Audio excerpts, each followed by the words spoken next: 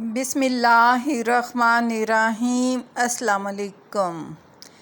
کچھ جنگیں یقین کی ہوتی ہیں، اگر درد کی لہر سے ٹکرا بھی جائیں تو صبر کا پلڑا بھاری رکھیے گا۔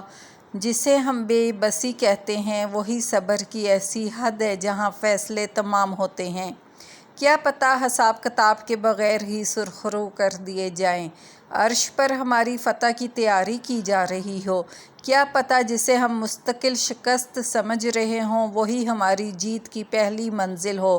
کیا پتہ ہماری مستقل دعائیں اللہ کو ہماری تقدیر بدلنے پر راضی کر دیں، وہ دعاؤں کا رخ قبولیت کی طرف موڑ دے۔